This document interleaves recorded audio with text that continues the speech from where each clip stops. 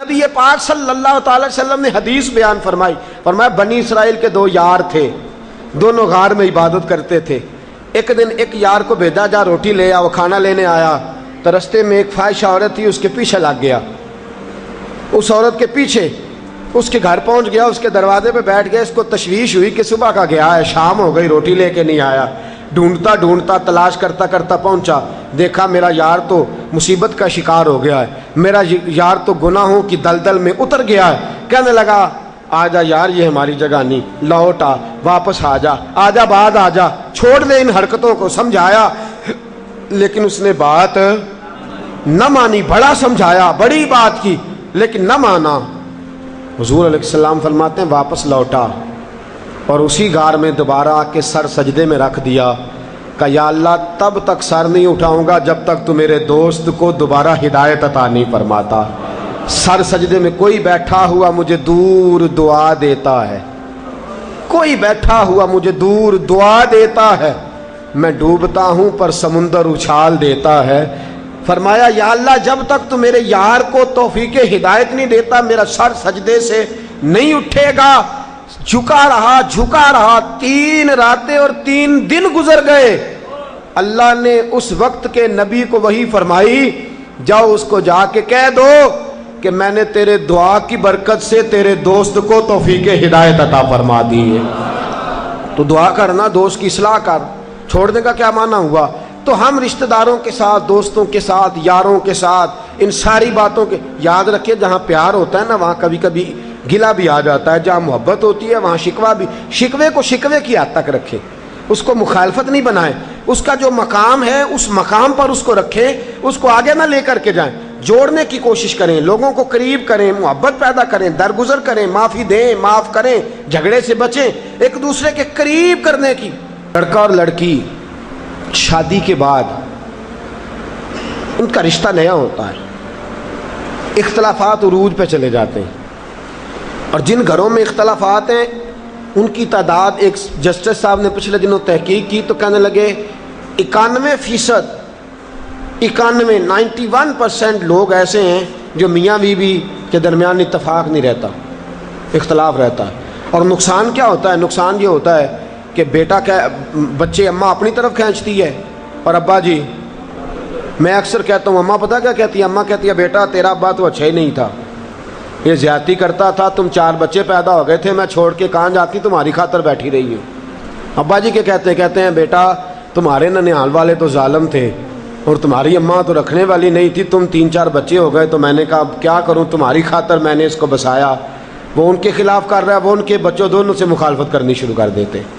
محبت پیدا کریں۔ اماں کو یہ چاہیے کہ اماں کہے کہ بیٹا تمہارے باپ نے بڑی محنت کر کر کے تمہیں رزق کھلایا، اور باپ یہ کہے کہ بیٹا تمہاری ماں نے میرے ساتھ بڑا کٹھن وقت گزارا۔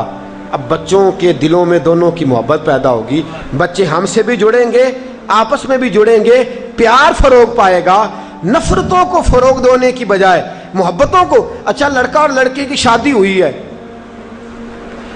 اب گھر گئے ہیں نا، لڑکی گئی ہے پیچھے تو بہن بھی غلط مشورہ دیتی ہے، اللہ ماشاءاللہ کہتی ہے اتنا قابو میں نہ کرنا، جب آئے نا مائیں بہنیں ناراض تو نہیں ہو جائیں گی۔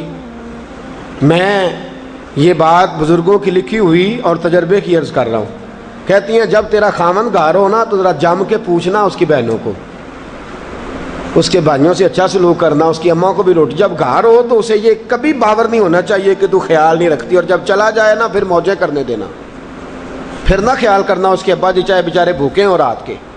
اور ادھر لڑکی کے گھر والے اس کی بہنیں کے کہتی ہیں جب آپ ہوتے ہیں تب بھی بات سنتی ہے، ورنہ تو یہ ہم سے سلام بھی نہیں لیتی سیدھے منہ سے۔ بھائی جان آپ کو کیا بتاؤں، بھابی نے نا میری طرف دیکھ کے نا میری طرف دروازہ بند کر لیا تھا، میری طرف دیکھ کے تو فریج کے اندر رس ملائی رکھ کے تو تالا لگا کے چابی چھپا دی ہے۔ یہ کوئی لڑائی والی بات ہے؟ رس ملائی 100 روپے کی اور لے آنا بازار سے، اور دروازہ اگر اس نے بند کر دیا تو میری بہن تو کھول لینا، اس میں جھگڑا پیدا کرنے والی کون سی بات ہے؟ تو اس قدر نفرت کو فروغ، دونوں ایک دوسرے کے خلاف بھرا جا رہا ہے۔ اب سنیے حدیث، نبی پاک صلی اللہ تعالی علیہ وسلم نے فرمایا جس شخص نے کسی کو اس کی بیوی کے خلاف بھڑکایا، وہ چاہے کوئی بھی ہو، وہ چاہے بیوی کا ابا ہی ہو، اس کی ماں ہی ہو، اس کی بہن ہی ہو، فرمایا جس نے بیوی کو اس کے شوہر کے خلاف بھڑکایا، فرمایا اس بھڑکانے والے پر اللہ کی لعنتیں برسیں گی۔ اور فرمایا جس مرد نے، جس عورت نے کسی شوہر کو اس کی بیوی کے خلاف بھڑکایا، اس پر بھی اللہ کی لعنتیں برسیں گی۔ ہم کیا کرتے ہیں؟ وکیل بن جاتے ہیں، اپنی بیٹی کو کہتے ہیں ہے تو بدتمیز پر کیا کریں، گزارا کر میری بیٹی تو گزارا کر، بندہ ٹھیک نہیں، تو گزارا کر۔ اور ادھر والے بھی کہہ رہے ہوتے ہیں بیوی تو تیری ہے اس طرح کی، پر بھائی جان چھوڑیں آپ، بھئی ساری بات تو نے بتا لی ہے، چھوڑنے والا بچا کیا ہے؟ اب مصیبت یہ بن گئی ہے کہ دونوں کو فیڈ بیک دیا جاتا ہے، دونوں کے اندر اختلافات پیدا کیے جاتے ہیں۔ چاہیے یہ تھا کہ جب داماد اپنے سسرال ہوتا تو اس کی عزت ہوتی، اور جب اپنے گھر ہوتا تو اس کی بیوی کے سامنے تعریف کی جاتی کہ تیرا شوہر بڑا اچھا ہے، ڈھب سے سلام لیتا ہے، باعزت آدمی ہے، باوقار آدمی ہے، نمازی ہے یا محنتی ہے، پرہیزگار ہے یا اخلاق والا ہے۔ اور بچی کے گھر والے تعریف کرتے، کہتے بڑی اچھی ہے، بڑی سلیقے مند ہے، بیٹا اس کے ساتھ جم کے گزارا کرنا۔ اب اس کا فائدہ کیا ہوگا؟ میاں بیوی میں پیار بڑھے گا، میاں بیوی میں پیار بڑھے گا تو ان کی زندگی سکھی گزرے گی۔ ورنہ یاد رکھو گھر والوں، ماں باپ یاد رکھو، تمہاری 2 منٹ کی نفرتوں نے بیٹے اور بیٹے کی زندگی کو جہنم بنا دیا ہے۔